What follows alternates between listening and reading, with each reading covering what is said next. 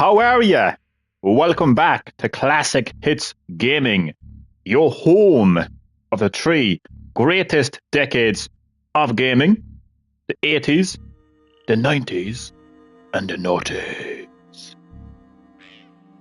In this discussion live stream, I wanted to talk about the legendary Shawn Layden. Goodbye. My man! The man who speaks an inconvenient truth about modern gaming.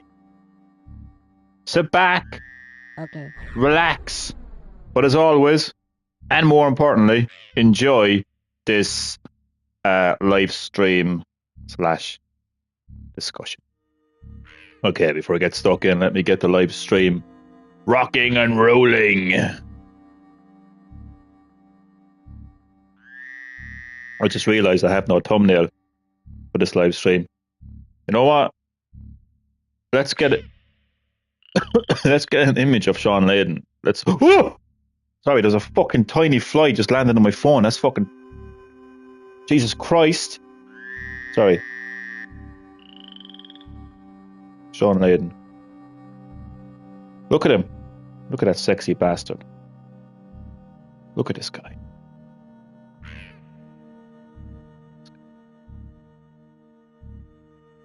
Goodbye.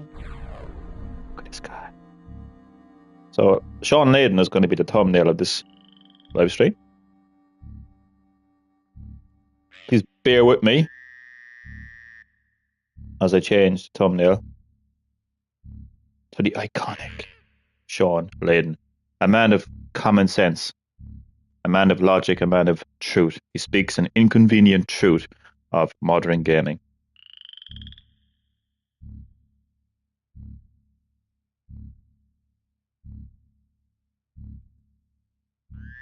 Edit video. It's actually a live stream YouTube, but okay. Custom thumbnail. Let's see if I can... yeah, that's good. Okay. Save. Okay. We can get stuck into the discussion now. You know what I really love? Hello. Being right. Follow me. Okay. Being proving right. And everyone else is telling you, shut up, Johnny. You're being toxic. You're being negative. All you're doing is complaining. It's so satisfying when you just storm through all of those people and you come out the other side being right, proven right. But not only that, you know what's better than that? When someone like Shawn Layden, the ex-boss of PlayStation itself, is literally saying exactly what you've been saying over and over again. Are you going to tell Shawn Layden shut up? What?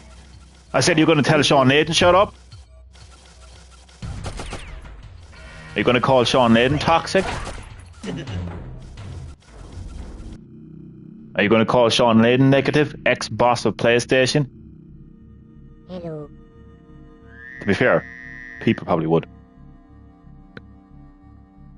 So I was right! I was proven right, and everything I've said has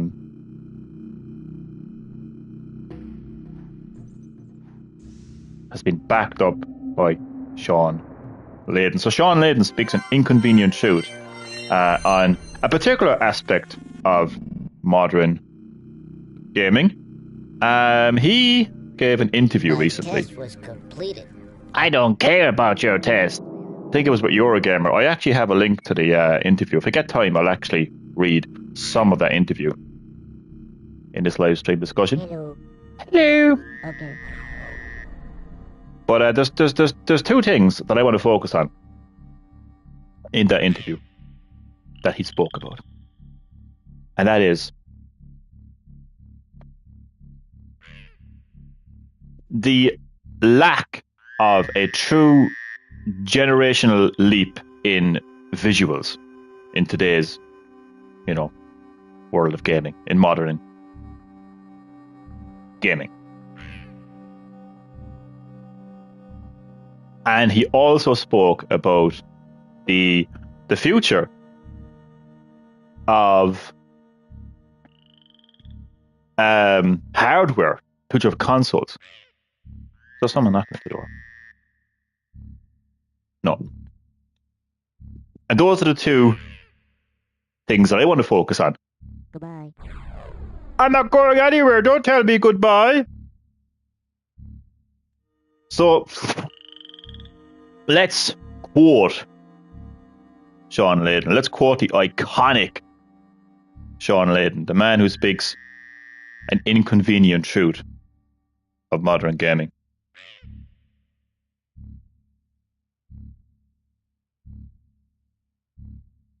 God, I love being right. I love being proven right. And I love when everything I say gets backed up by a businessman like Shawn Layden, a guy who literally ran PlayStation for years. Okay, so this is Shawn Layden talking about the lack of a true leap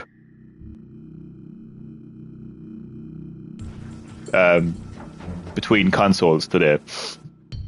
He says, if you look at it from my lens, which is of course the PlayStation lens, the leap from PS1 to PS2 was dramatic.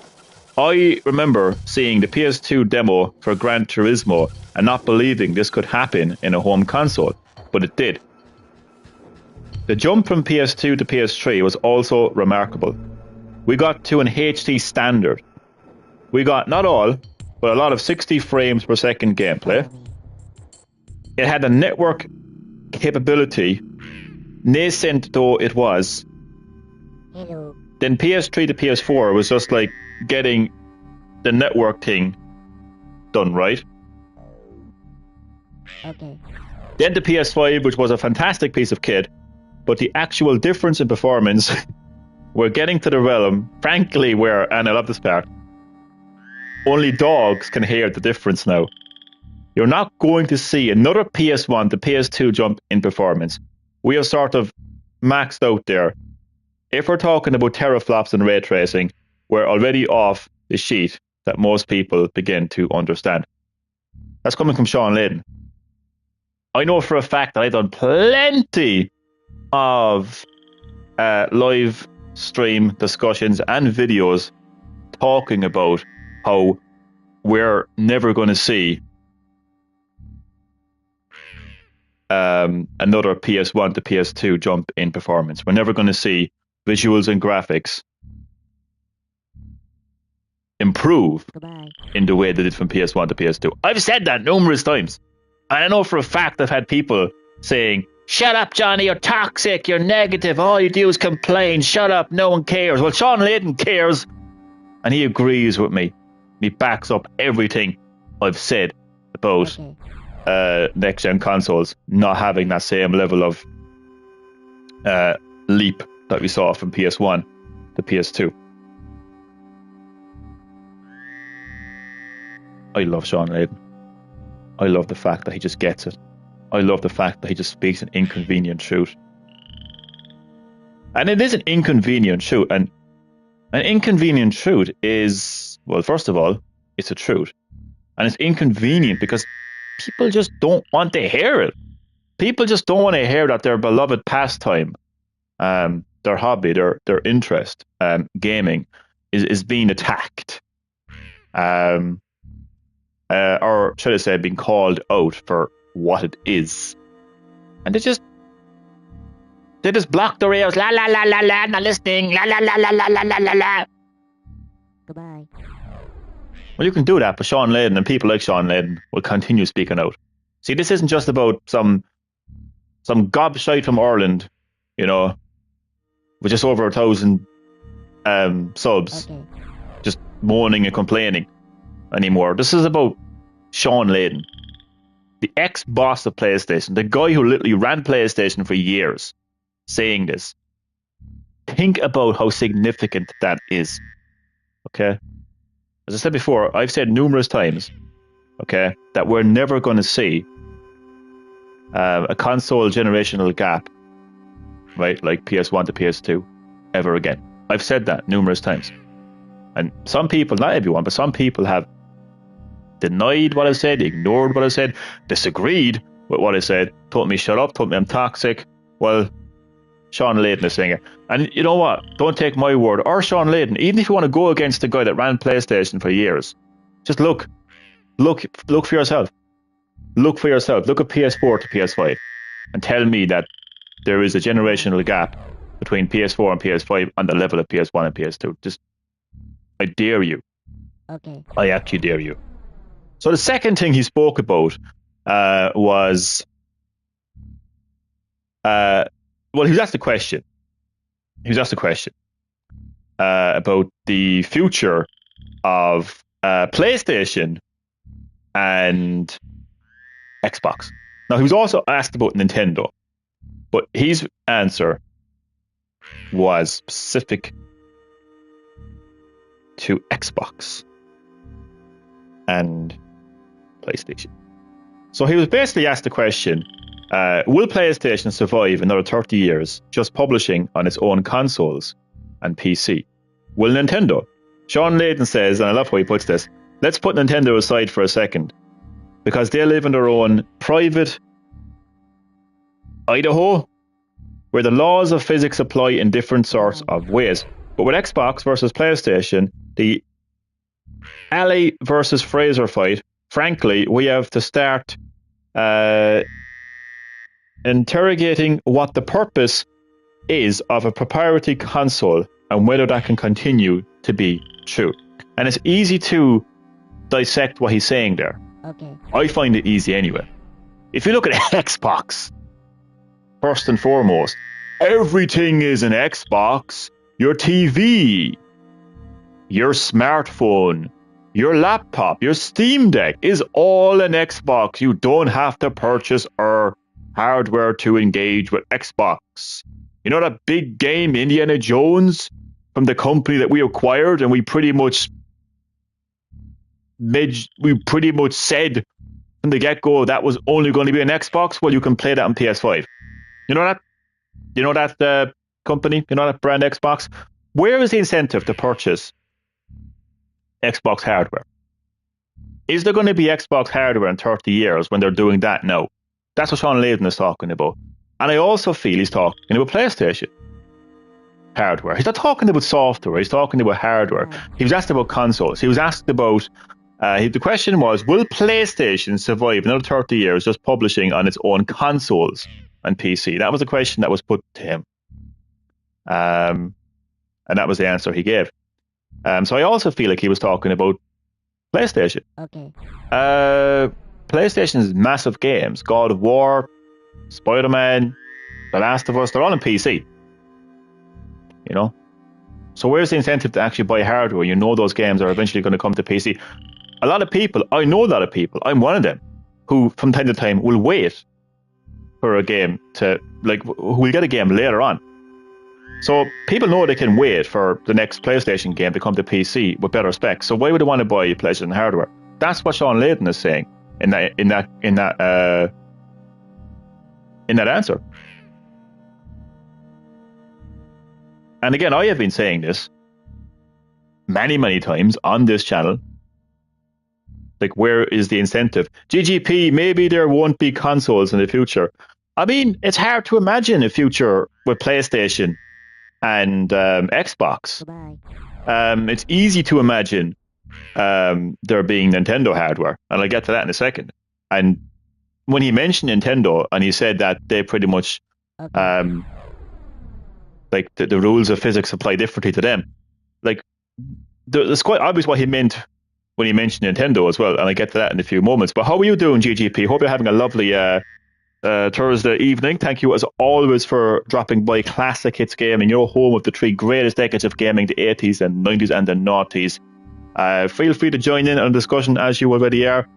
Personally, I can't see a future for PlayStation and Xbox in terms of hardware, because if Xbox is telling you that you don't need hardware to engage with Xbox, If PlayStation are telling you that you don't even have to have Xbox hardware or even Xbox services to play Indiana Jones, then where is the incentive to buy their hardware in the future? If PlayStation are releasing their big games on PC with better specs, where's the incentive to buy their hardware?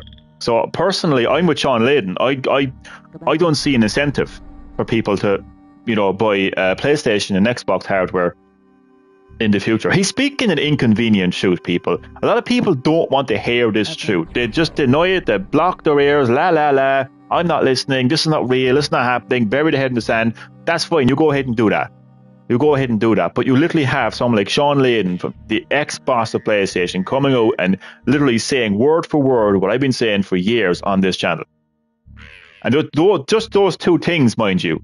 If I get time, I'm actually going to read the entire interview. I think I've covered... let me just see if I covered those 2 points. I think I did. Telling you, Shawn Layden, he gets it. Now, when I say modern gaming, obviously I'm just focusing on the future of hardware and the generational, the lack of a true generational leap between last gen and next gen. Okay, so when he responded about when he mentioned Nintendo, my take on this is, with Xbox, you don't even have to, as I mentioned, you don't even have to own Xbox hardware to engage with Xbox, engage with their services, engage with their software. You don't even have to engage with their service and software to play Indiana Jones. Okay? We spoke about that. So Indiana Jones can be played on PS5, and you don't even have to have an Xbox hardware to play Xbox games. With Xbox Game Pass, which is available on pretty much every screen out there. Everything is an Xbox, remember? So why would you want to buy an Xbox hardware? PlayStation, as I mentioned, they're putting their big games onto PC. So where's the incentive to buy PlayStation hardware? The thing with Nintendo is, Nintendo hardware is the only place where you can play Metroid Prime 4. It won't be on a subscription service, PC, or another system. People need to buy Nintendo hardware to play Nintendo games and exclusives, because obviously there are quite a few exclusives on Nintendo. Take Bayonetta, for example. Take No More Heroes, for example. Take Little Big Chronicles. People need to buy Nintendo hardware to play Nintendo games and exclusives. Where is the incentive to buy Xbox hardware or even PlayStation hardware when their games end up on other services and devices? So Nintendo right now is the only company in gaming, okay, that has, if you ask me, true competition in terms of exclusives and incentive to buy their hardware. Because as I mentioned, their hardware is the only place where you can play their games and their exclusives. Now, I should get time to read that interview. If I don't, I apologize. But I've mentioned this on my community tab, so you can kind of have a look at that yourself. But it's a pretty long interview, so hopefully, I will get time to read it. I'm telling you, he just gets it. Why is he bringing me to YouTube? Oh shit, that's not what I wanted to watch. Why is he bringing me to YouTube? Oh no, it's not. Okay, so basically, I'm going to get right to it. Eurogamer asked him a series of questions. So let me get. So Eurogamer asked, "How do you feel about the video game industry currently? You've mentioned not seeing innovative new games like Parappa the Rapper anymore. Where are the new genres?" And that's what this is Eurogamer saying this, but this is what I mentioned many times. I was like, where is the new genres? We've got the first Descendant, the last Descendant. Who gives a fuck what order of Descendant that motherfucker is? I mean, it's another live service, sci-fi, online, shooting, multiplayer game. Whoa, what a new genre. Fuck it. So he says, I guess you get new genre activity at the indies level, which I also said, where there's more risk tolerance. You have to take the risk, otherwise you're not going to get anywhere. But I'm afraid that the current cost of game development with AAA console titles costing in the hundreds of millions squeezes risk tolerance out of the room. Get this thing out of the way. If you're looking at something that's going to clock in at 160 million to produce, the immediate reaction of the finance guys is, okay, what is that comparable to? How are you going to make me feel better? Can you show me how the trend line is going to be exactly like Grand Theft Auto, so then I can feel fine placing money behind it? It results in a lot of copycats, a lot of sequels. Give me GTA 7 because I know how to plot the course. It's squeezing. I think creativity out at the high end, and that's a problem. On PS1 and PS2, one unit of hardware could sell 25 games. With PS3 and PS4, largely due to the network effect of people getting online, it's much lower. Once you're in your online world with your online friends, you don't leave. I have a son, and I don't think FIFA ever leaves his machine. I think he's permanently embedded inside his. I think it's permanently embedded inside his PS5. And if you go down the Fortnite rabbit hole or the Warzone rabbit hole, Okay. you don't play a lot of other games. So I'm concerned about that lack of breadth. I've also mentioned that as well. I've mentioned the fact that games like Fortnite, games like FIFA, people just play their online games with their buddies over the weekend, and like that is literally their level of gaming interaction. So that's pretty much where gaming is today, really. One of the areas of where gaming is today. Shawn Layden, again, you get it. Eurogamer asked another question. There's been discussion recently around how console generations aren't growing over time either. Is it enough to keep selling the same sized audience? Layden says, so yes, if you stack it up and look at all the things that were around during the PS1 era, whether it's a Saturn, an N64, or the PS2 and Xbox era, no generation seems to get over 250 million units of hardware aggregate. The one time it popped is when Wii Fit came out, and a bunch of people thought they could lose weight by buying a Nintendo Wii. There's that momentarily Christmas, let's lose weight thing, which shot up the console number. But then it fell back down again. Even when you hear that gaming revenue went up 23% during the pandemic, it wasn't from new people necessarily. It was more money from the same people. And this is the existential threat I talk about when I'm meeting with developers and publishers, that you're just getting more money. No, please don't tell me if one is ringing. Please don't tell me if one is ringing. Is it? I don't know.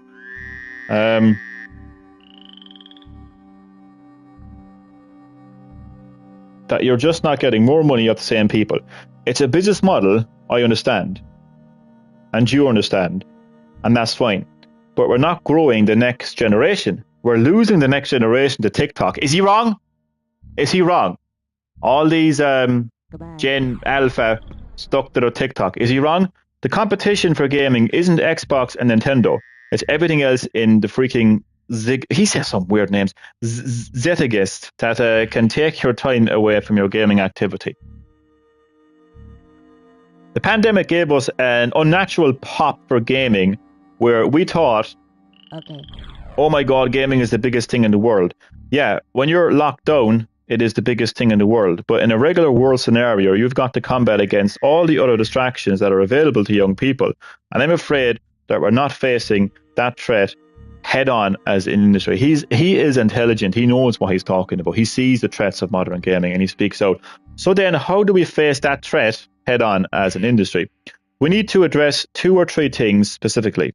One thing is the exploding cost of game development, which I've also spoke about. Every generation, it costs twice as much to build a game. What costs 1 million in PS1, then costs 2, then 4, then 16. It goes potentially. The PS4 generation, which was the last that I associated with, I do not associate with PS5. Right. Game development was 150 million. If you want to be top of the line, that's before marketing. This guy ran PlayStation for years. This is a business guy who's saying all this. So call him toxic, call him negative, tell him shut up. So by that math, PS5 games should eventually reach $300 million to $400 million. And that is just outright not sustainable. Who mentioned sustainability on this channel before? Me. Didn't I say that the video game industry is unsustainable? Yes, I fucking did. Did most of you tell me shut up? Did most of you tell me I'm negative and I'm toxic? Yes, you did. Well, call fucking Shawn Layden toxic and negative now, because he's saying the exact same fucking thing that I'm saying. And he's right. It's like we're at the end of the 18th that building cathedrals is really expensive. Can we continue to build these massive edifices to God for this incredible amount of labor and time? Or should we just build 4 walls and a roof? And that's a church, right? I'm afraid cathedral business, and it just can't grow any further. In fact, it's probably grown too fast, too far already. How do we cap that? How do we bring that back? I think part of the answer is, and I think it sounds simplistic, but hear me out. I think games are too long. I haven't even opened Red Dead Redemption 2. Boom! So that myself, well, I played a little bit of 32. Because I don't have 90 hours.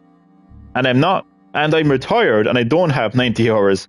For the longest time, we kept banging on about 100 hours. That's something I always say to banging on about 100 hours of gameplay. This is going to be awesome. It's 100 hours of gameplay. Like, that's the most important thing to know. That was a metric in the early years when the average gamer was 18 to 23. And when you're 18 to 23, you're time rich and money poor. But as the average age of the gamer moved into the late 20s, the early 30s, well, it's the opposite, right? Maybe you aren't money rich, but you're definitely time poor. So I think our approach is to mismatch. He's so mismatched to the market, to reality. He's so fucking right. Like, I've made a bunch of games that were 80, 90 hours long, so I'll be the first to say those weren't always 100% quality hours. There were a lot of moments in there where I really felt, am I running across the same field again?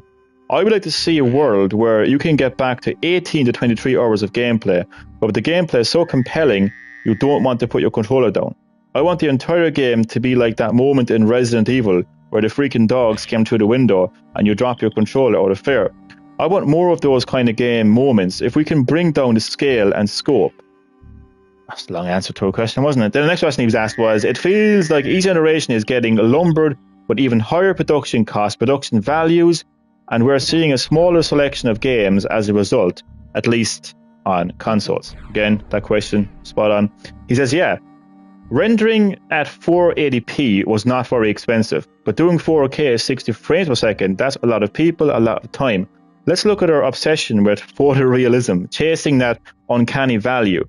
From what I've seen, it's non-traversable. Don't chase that. I think a photorealistic Mario would be kind of off-putting, frankly. Or when they did that first Sonic draft for the Sonic movie with teeth. He's so fucking funny. On PS1, our expectation walking down the street in a game was that you couldn't open every door. Now the expectation is you can go in every house, open every drawer, and everything is destructible.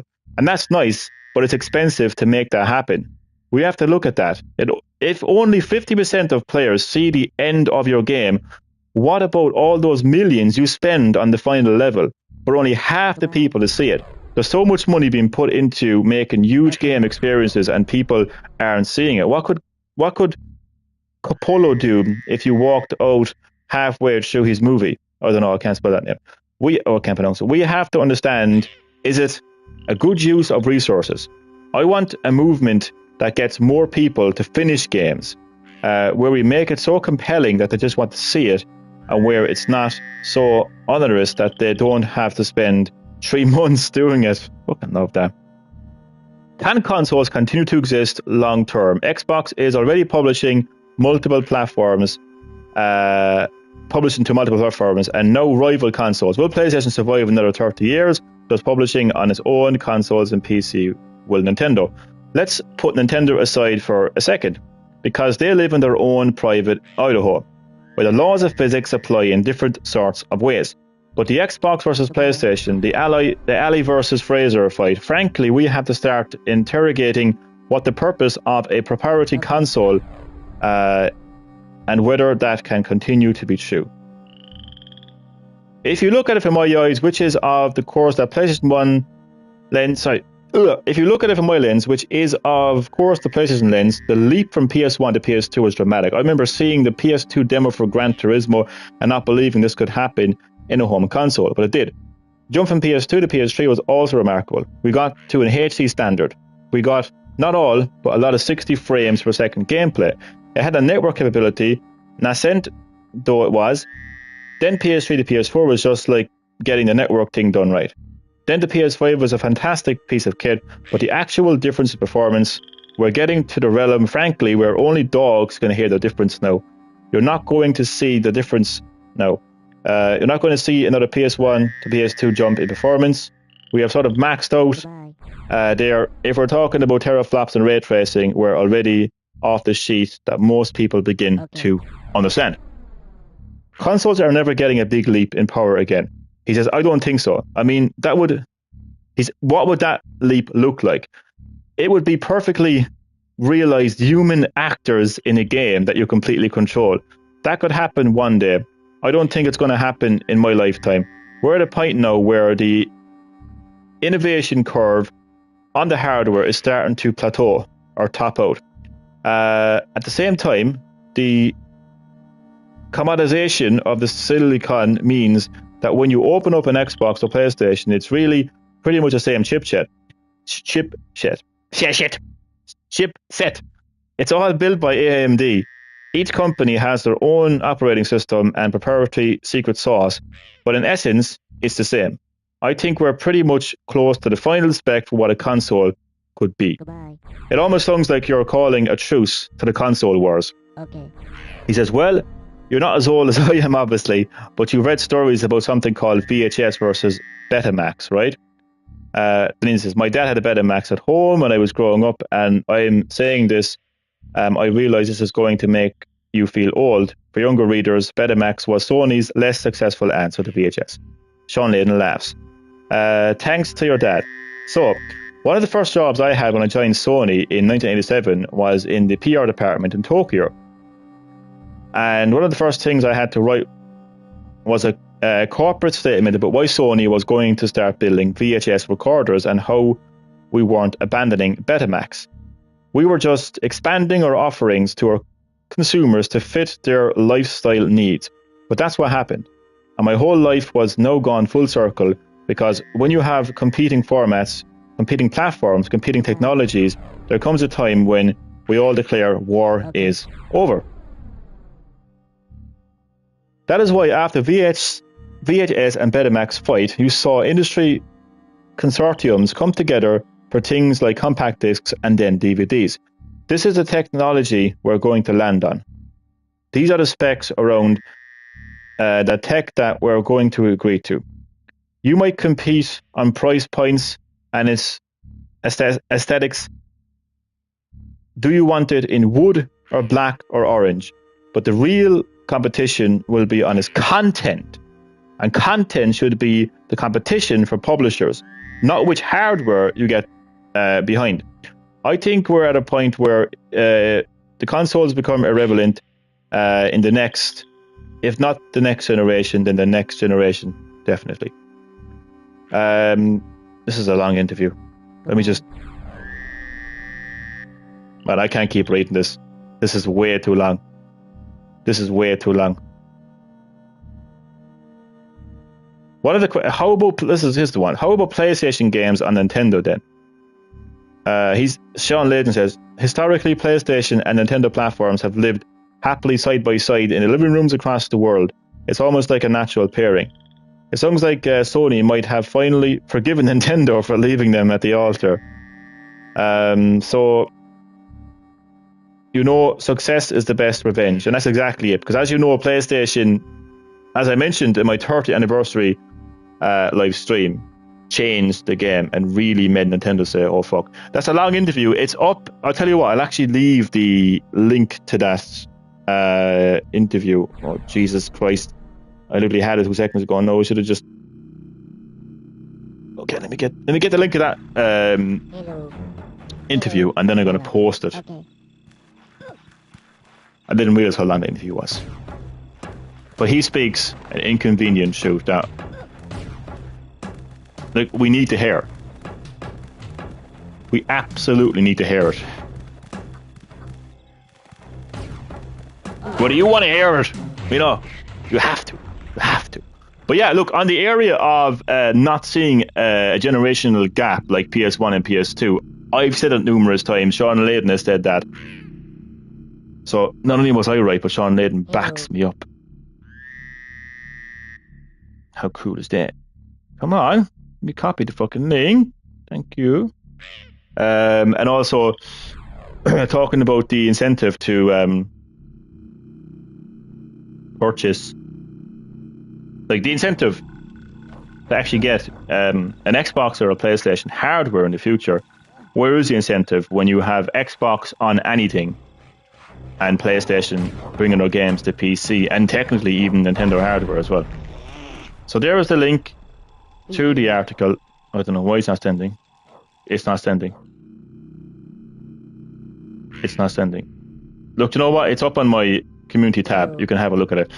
I really had to go. I just wanted to put this together. Let me know what you think in the comment section below. I just love being proven right. I really do. And it's even better when, like, the Shawn Layden, ex-boss of PlayStation, comes out and literally said, like, everything he has said in that interview, I have said at some time or another on this channel. You know? So listen, thank you so much for listening. Don't worry, gameplay will return to this channel. Don't worry about that. I'm still waiting for Yakuza 2 to arrive, so stay tuned for that. I'm just trying to create something in the meantime. So thank you for listening. And again, let me know what you think in the comment section below. How do I say? Oh, I wanted to say goodbye. Hello. Did you not say goodbye? Okay, never mind. Thank you for watching. See you next time. Enjoy the rest of your night.